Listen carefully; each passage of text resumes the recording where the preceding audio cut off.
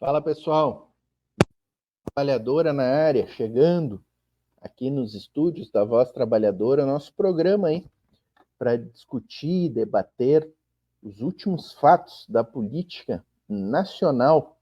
E qual é o fato dessa semana, né, pessoal? Vamos começar aqui, ó, já vamos trazer para o palco aqui. Estou trazendo aqui um vídeo do ICL Notícias, a Gabriela Varela vai comentar aqui com o Guilherme Amado o caso das joias do Bolsonaro, né, pessoal? O advogado trambiqueiro, o Acef, né, o advogado que foi vender as joias, recomprar as joias, o cara que escondeu o Queiroz, né, pessoal? A gente não pode esquecer quem foi esse Acef aí, o cara que escondeu o Queiroz num sítio lá de Atibaia. Quem não lembra disso aí, pessoal? Vocês lembram disso aí? Que coisa de louco, né? Então aqui, ó, pessoal, tô com 3 vídeos engatilhados aqui. Vai ter, hoje tem coisa legal aqui, ó. Tem o Primo Rico ensinando que não precisa se preocupar, que é só trabalhar que tu sai da pobreza. Olha que absurdo, né? O Primo Rico, vocês conhecem o Primo Rico, pessoal? Se não conhecem, vocês vão conhecer hoje aqui no programa e tem que conhecer essas figurinhas patéticas, esses influencers patéticos aí da direita brasileira, né? E vamos fechar com o professor Alisson Mascaro. É sempre uma aula, né? Já vou adiantar aqui para vocês, ó, pessoal. Esses 3 vídeos que eu estou trazendo, eu não assisti nenhum deles. Vou assistir junto com vocês e vou comentar junto com vocês. Então eu conto com os comentários de vocês aqui no chat, tá, pessoal? O importante aqui, ó, chega deixando a curtida e digam no chat desde logo, agora, vai ali no chat, ó, pessoal. Diz de que cidade tu tá falando, que isso é muito importante para impulsionar o nosso vídeo, para a gente ganhar do algoritmo do YouTube. Eu quero dizer para vocês que a gente está ganhando, tá, pessoal?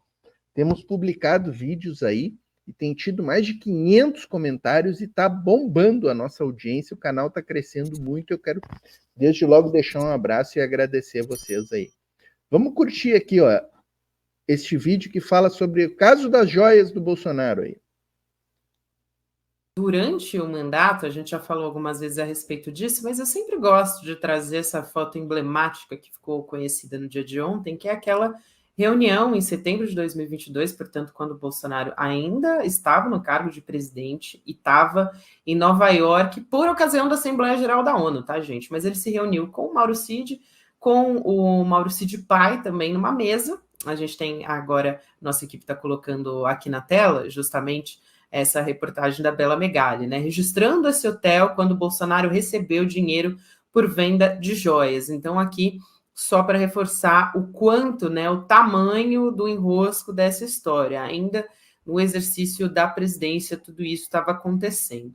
Amado, queria só perguntar se você tem algo que você queira acrescentar em relação a isso, né, sobre a análise dos relatórios, do relatório, perdão, que saiu ontem, mas que tem mais ou menos umas 3.000 páginas, porque eu queria trazer também essa história aí de que tem uns aliados da família Bolsonaro, mais especificamente do ex-presidente Bolsonaro, que devem concorrer ao Senado, e já já a gente vai falar a respeito disso também, mas só para amarrar essa história das joias contigo.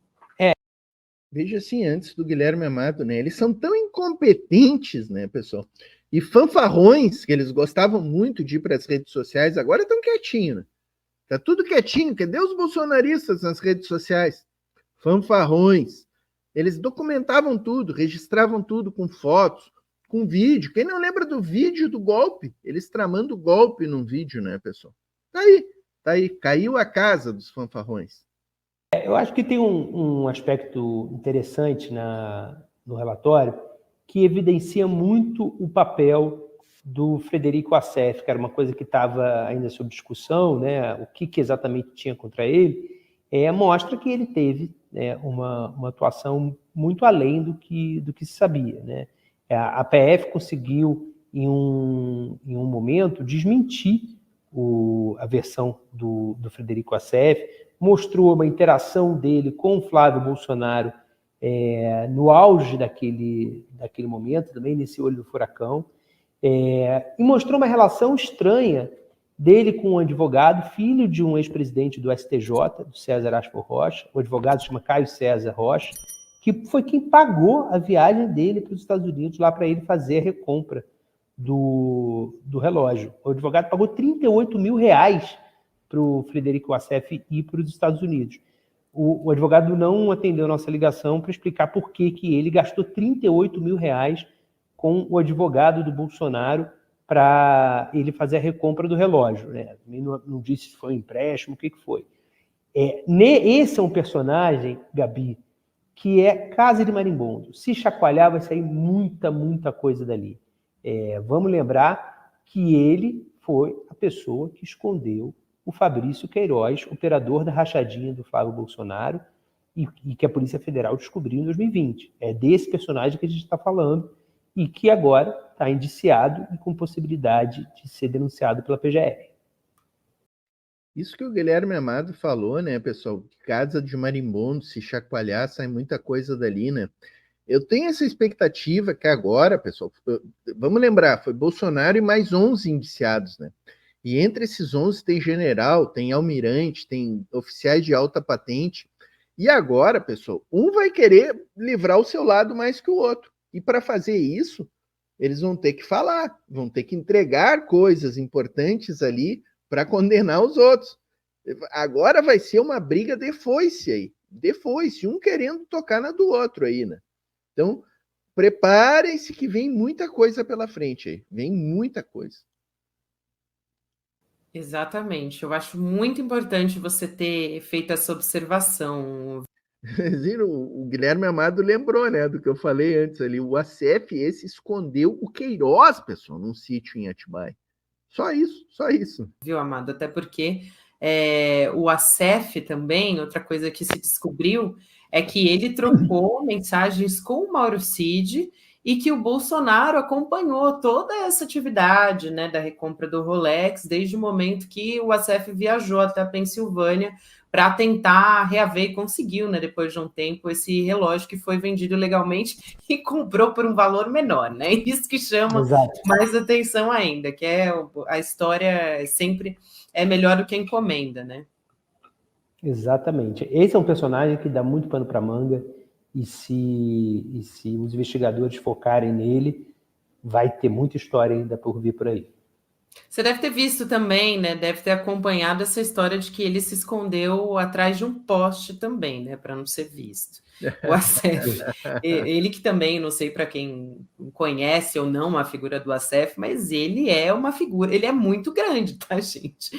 E ele tentou se esconder atrás de um poste para não ser identificado nos Estados Unidos. Ele foi até a Flórida, né, nos Estados Unidos, para comprar de volta um Rolex, que foi vendido ilegalmente, e aí ele se encontrou e tal, e aí ele desabafa, né? Ele mandou um áudio para a namorada dele na época, fazendo um desabafo sobre os seguidores, né? Os bolsonaristas. Então ele fala, estavam querendo tirar foto comigo, não sei o quê, e aí ele solta uns palavrões, assim, eu fiquei atrás de um poste para não ser visto, mas não teve jeito. Então, olha, a gente tem que rir também. A melhor definição, Gabi, a melhor definição do Frederico Wassef foi dada pelo escritor Paulo Coelho, que certa vez tuitou acho que era um meme, não lembro exatamente o que era, mas enfim, chamando o Frederico Wassef daquele advogado Saul Goodman, da série Better Call Saul, que é uma continuação de uma das melhores séries, que me fugiu o nome agora da original, a série que deu origem ao Saul Goodman. O Breaking Bad, né? E depois o Better Call Saul, que foi um spin-off. O Breaking Bad originou o Better Call Saul e tem um advogado que é um personagem lateral no Breaking Bad como protagonista do Better Call Saul, que é o advogado que resolve treta. Aquele advogado, assim, quando tudo dá errado e o cliente precisa de um advogado que vai resolver treta de uma maneira, muitas vezes, pouco legal ou republicana, chamava o Saul Goodman. E o Paulo Coelho, nosso escritor, disse que o Frederico Assef era o Saul Goodman. É uma definição muito boa. Muito boa essa definição. Nossa, eu adorei. Eu assisti um pouquinho do spin-off também e é essa história mesmo, que ele está metido, olha, com os pés, as mãos, até onde não pode mais, né? Conforme a gente está acompanhando aqui essa história, cada vez mais os desdobramentos, pelo que a gente sabe agora nessa troca de mensagens, é mais feia a história do que a gente esperava, gente. E não serve nem para a porta de cadeia essa figura, né? Porque provavelmente ele vai estar na cadeia, porque ele é um dos 11 indiciados e que é um dos caras que mais tem elementos para incriminá-lo, né? E assim, né? Isso que eles estavam falando aí da minissérie, né? Nós estamos diante de um caso em que a realidade é um roteiro com muito mais elementos, é um roteiro muito mais deslineado do que a ficção, né? É impressionante. É impressionante esse caso. A gente tem, assim, coisas assim rocambolescas, né? Como diria a minha avó, né? É comédia pastelão, é drama, tem de tudo aí nessa história, nesta lambança, né? Do Bolsonaro, ladrão de joias e sua gangue, né? Sua quadrilha.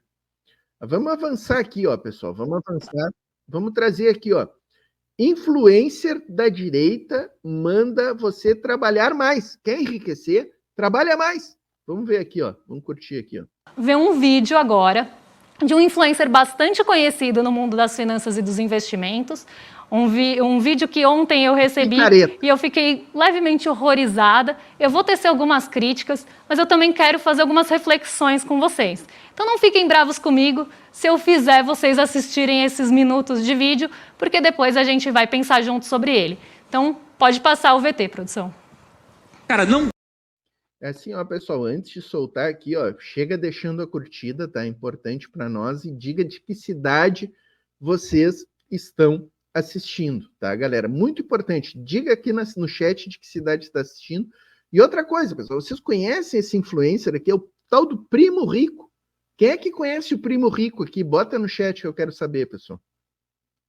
Não dá pra crescer e enriquecer fazendo a mesma coisa, cara. Não é possível. Eu rodo o mundo inteiro, eu vou pra todo canto, eu vou pra todo lugar. Aí todo mundo vem e fala, como que eu fico rico? Eu falo, cara, faz um negócio diferente. Aí a pessoa, ela quer chegar e fazer a mesma coisa. Ela não muda nada. Não é possível. Que todo canto que eu vou, as pessoas não estão dispostas a mudar. Tem que estar na cabeça delas, pegar ali uma parte do cérebro dela, virar e entortar esse negócio pra fazer elas mudarem de alguma forma. É uma luta pra mim. Não é possível. A gente precisa fazer um negócio diferente. Você vai olhar pro canto do seu trabalho e vai estar todo mundo fazendo a mesma coisa. Ah, o que você vai fazer igual? Tem que mudar, cara. Tem que mudar. Você tá olhando pro seu lado, a pessoa tá chegando 9 horas da manhã, tô indo embora às 6 da tarde, aí você vai falar assim, eu não vou chegar 8h59, eu não mereço chegar mais cedo, tô sendo pago pra isso? Vou chegar 9 horas, é 1 hora de almoço, então eu vou fazer 1 hora de almoço. Pra que eu vou fazer 30 minutos de almoço? Pra que eu vou voltar mais cedo pra trabalhar mais, pra produzir mais, se ninguém tá fazendo isso? Eu mereço isso? Não. Eu quero ser igual a todo mundo, eu quero ser aceito por todo mundo. Aí eu vou lá, me visto de viking, faço um negócio aqui, falo de grana, com essa história e vende. Aí o pessoal vem e começa a julgar. Eu tô cagando pra quem me julga desse jeito. Quem vai me julgar não vai ter meu resultado, quem vai me julgar vai ter o mesmo resultado de todo mundo, vai ficar pobre pra sempre. Tem que mudar, cara. Tem que chacoalhar, meu, não dá pra olhar pro lado e ver todo mundo fazendo igual, achando que você vai ter um resultado diferente, não tem como. O que tem aqui por trás? Criatividade, coragem, fazer uma coisa diferente, storytelling, inversão de prioridades. Gente, a maioria das pessoas vão morrer pobre. Vocês têm noção disso? A maioria. Só que a maioria, por opção. Nem todos, que existem pessoas que a gente precisa resgatar de fato. Mas a maioria vai morrer pobre por opção. Porque elas poderiam ter feito algo diferente, mas não... Morrer pobre é opção, hein? Que tal? Não quer trabalhar, né? Vagabundo. Esse cara aí é um herdeirinho. É um desses herdeirinhos aí que virou influência porque pode, né? Porque não precisou trabalhar, que sempre teve as coisinhas, sempre teve comidinha na geladeira, sempre teve roupinha transada no armário, mesadinha. É isso, né? Fizeram. Por quê? Pelo meio do julgamento. Se mantiveram estagnadas e não chegaram em lugar nenhum. E no final da vida elas vão ensinar o filho delas da forma errada de novo. E o filho vai ser pobre, ele vai sofrer, e vai passar isso adiante, e vai criar famílias destruídas e assim por diante. A gente tem que mudar. Canalha, né? Eu vou me adiantar aqui, ó, a ela, tá? A Débora Manhano. Canalha é a minha sentença. Bom, sem palavras, esse vídeo me causa até um pouco de mal-estar. É uma fala canalha, tem que causar mal-estar, né, Débora? Porque eu acho muito cruel a gente colocar que a pessoa vai morrer pobre por opção no Brasil. A gente acabou de ver que a cesta básica, itens básicos de consumo, consomem 64% do salário mínimo. Então vamos pegar uma pessoa que ganha um salário mínimo aqui no Brasil. ela tem que gastar 64% com itens básicos de necessidade. Ela precisa pagar aluguel, ela precisa pagar sua água, ela precisa pagar luz, ela precisa ter gás para cozinhar, se tiver gás para cozinhar. Então, a gente tem uma realidade no Brasil que é totalmente descolada disso.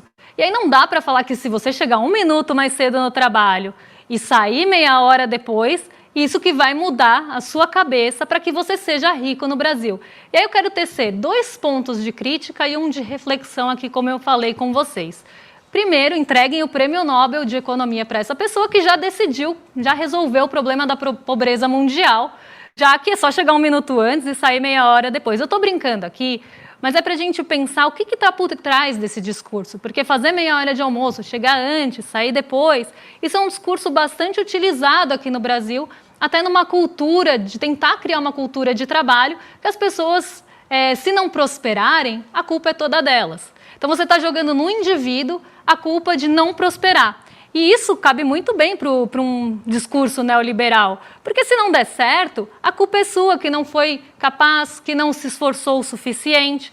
E a gente sabe que isso tem raízes até bastante profundas na história do capitalismo. Então, se você não trabalha o suficiente, você que não colheu os frutos do seu próprio trabalho. É só fazer diferente, gente. Não tem desigualdade. As pessoas não saem de patamares desiguais. Inclusive, se a gente for pensar em pessoas que têm que fazer evasão escolar porque precisam trabalhar. Então, as pessoas não saem de patamar. Primeiro ponto, a largada já não é justa. Muita gente sai atrás nessa largada. E aí você coloca a culpa no indivíduo e a gente sabe que ele é um dos principais, uma das principais vozes quando a gente está falando de mercado financeiro, de investimentos e também dessa coisa do empreendedorismo. E para quem estava no Despertar Empreendedor, que eu até fiz um discurso um pouco crítico, um beijo para quem estava no Despertar Empreendedor e está aqui no chat, que eu vi até algumas pessoas, eu teci algo crítico sobre isso, era sobre isso que eu estava falando. Porque se a gente coloca que a culpa é da pessoa, com todo esse discurso moldado, também é muito fácil de você tentar vender uma outra ideia para ela como se isso fosse uma mágica. E a gente precisa entrar nesse debate, entrar nessa discussão em relação ao que é ser empreendedor, o que é finanças e investimentos. E eu acho que essa é a importância, inclusive, do nosso programa aqui, da gente não ficar reproduzindo esse tipo de discurso, que é normalmente o que mais reverbera por aí. Eu conheço jovens, pessoas bem jovens que seguem esse tipo de pensamento. Então a gente precisa mudar isso, porque não é um passe de mágica, as pessoas não estão saindo numa largada igual. Ser pobre no Brasil, a pobreza no Brasil não é uma opção. Ela é mantida ali por várias estruturas, inclusive de poder, inclusive, por exemplo, do agronegócio que não tem capilaridade na sua renda. Inclusive por outros aspectos, inclusive esses aqui, de essa cultura de você tem que trabalhar mais, e quem que vai ganhar com isso no final da linha? Então, eu quero realmente trazer essa reflexão de como o nosso programa é importante nesse assunto, porque muitas vezes no campo progressista a gente quer se distanciar disso. A economia não é para mim, investimento não é para mim, empreendedorismo também não é para mim, então vou me distanciar disso, mas não. A gente tem que se apropriar desse debate para conseguir debater com esse tipo de pensamento aqui, que hoje é majoritário e está cooptando todo mundo, porque parece realmente uma solução muito fácil. E aí falar que a pessoa não vai morrer pobre por opção, porque ela não trabalhou o suficiente, e esse mesmo influencer, ele também já tinha falado que não há pobreza no Brasil que resista a 12 horas de trabalho, ele está totalmente descolado da realidade brasileira. As pessoas no Brasil trabalham 12 horas, elas saem 5 horas da manhã das suas casas, passam o dia muitas vezes prestando serviço para outras pessoas, trabalhando ali, às vezes, se a gente for pensar, né, trabalhando inclusive para pessoas como ele, passam o dia inteiro fora de casa, chegam à noite, ainda tem que dar conta da jornada da casa, segunda jornada do dia, para ganhar um salário mínimo e ainda pagar água, luz e todas as contas e a cesta básica. Então, assim, é um descolamento da realidade absurdo. E aí, falar que a questão é que a pessoa não quer mudar, que oportunidade que ela tem também de mudar a sua realidade num país tão desigual quanto o Brasil, em questões de educação, de evasão escolar e todas as outras questões estruturais que a gente tem de machismo, de racismo no nosso país. Que condições as pessoas têm de mudar? E aí falar que chegar antes e sair depois é uma mudança de mindset, como para falar em inglês, para ficar mais bonito. E aí isso é uma mudança de mindset que vai mudar a vida da pessoa? E a pessoa vai morrer pobre por opção? Desculpa, mas as meninas no bom xibom, xibom, bom, bom, sabem mais da realidade brasileira do que esse influencer aqui. É isso aí, excelente comentário da Débora, nem fiz muita interferência, porque perfeita, né? Perfeito, totalmente descolado da realidade brasileira, dizer que não conhece, né? Não conhece a realidade do povo trabalhador, que tem 2, 3 empregos, trabalha mais do que 12 horas, muitas vezes, né? E então é isso aí. E assim, no sistema capitalista, ninguém fica rico trabalhando. Ninguém fica rico trabalhando. Tu sobrevive trabalhando. Ficar rico, quem fica rico, são herdeiros que recebem heranças já de ricos e vão eternizando aquela riqueza. E cada vez aumentando mais, às custas da pobreza alheia. É isso, esse é o sistema capitalista.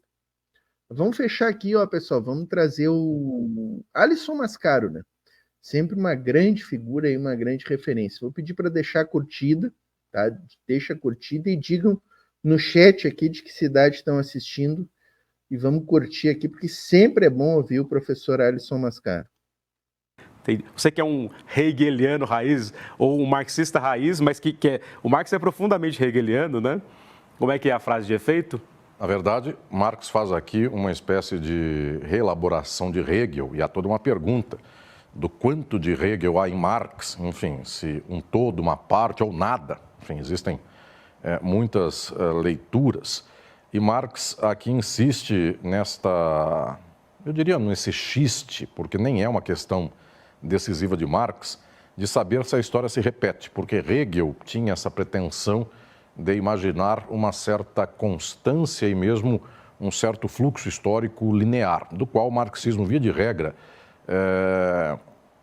com as melhores armas, discorda. Enfim, o fluxo histórico é um fluxo em aberto. Somente uma leitura, eu diria, muito tradicionalista, muito conservadora de Marx, pensa que seria um caminho linear ao socialismo. As mais avançadas leituras do marxismo sempre entenderam ao contrário desse modelo hegeliano. Aberto, e não é teleológico. Não é teologia, não tem... O bom do Alisson é que ele desconstitui, né, essa questão aí, que é complicado entender o marxismo, ele facilita, né, facilita a compreensão dessas questões aí. Um inexorável que vai acontecer.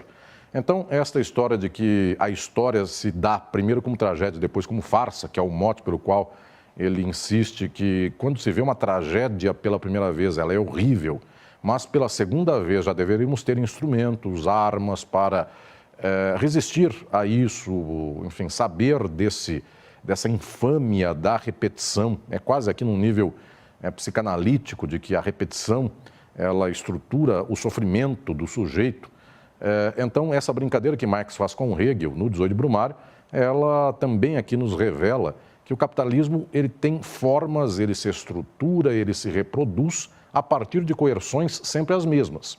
Então, se no século XIX Luiz Bonaparte parecia a figura, eu diria, histriônica, peculiar, da qual ninguém acreditaria que ele pudesse tomar o poder, no século XX, Mussolini e Hitler também são figuras do mesmo quilate, em termos de absurdo.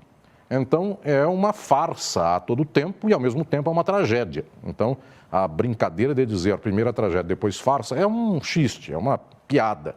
Mas... E agora a gente tem a repetição aí dessas figuras com Trump, com Salvini na Itália, com os portugueses lá do Chega, o ladrão de joias aqui no Brasil, né? São repetições dessas figuras patéticas aí, né?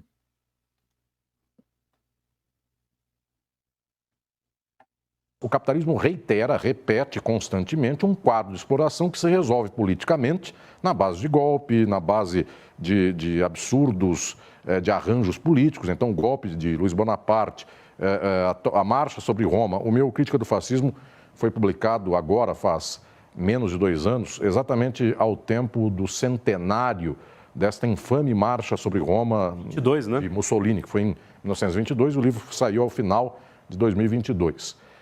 É o penúltimo antes do próprio Sociologia do Brasil.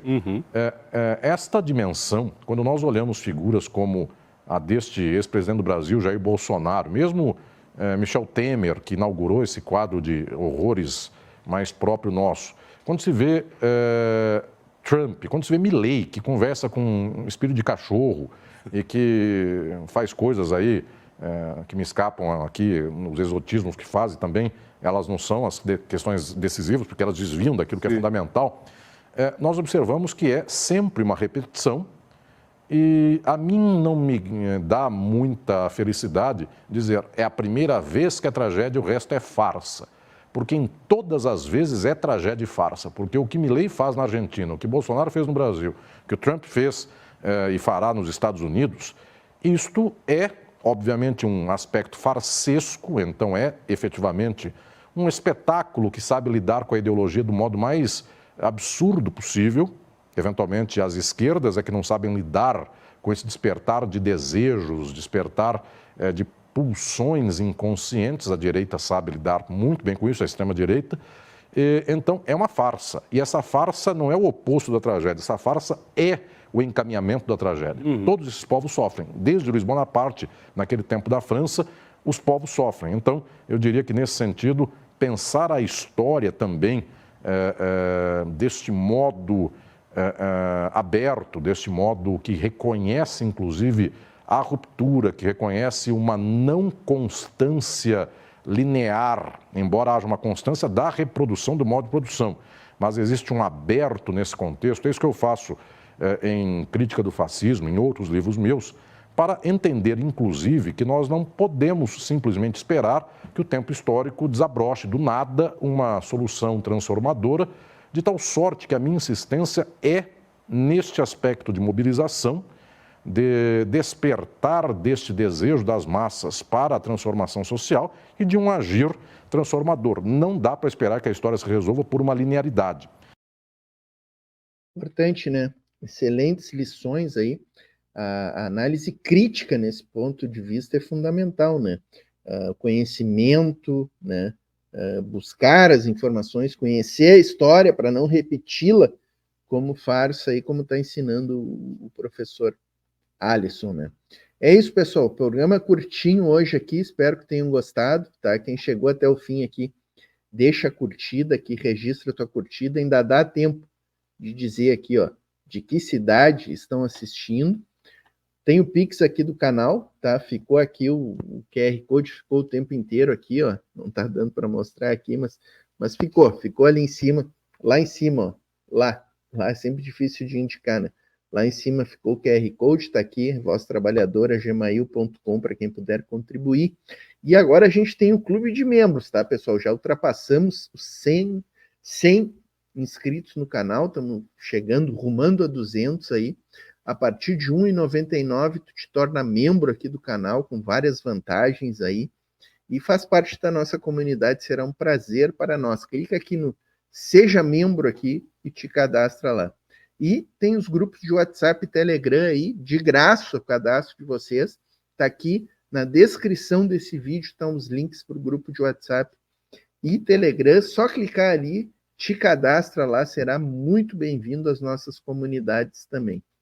Certo, pessoal? É isso. Valeu. Deixar um grande abraço aqui para vocês. Estou aqui com o meu cachecol aqui vermelho, porque tá frio aqui no Rio Grande, pessoal. Muito frio.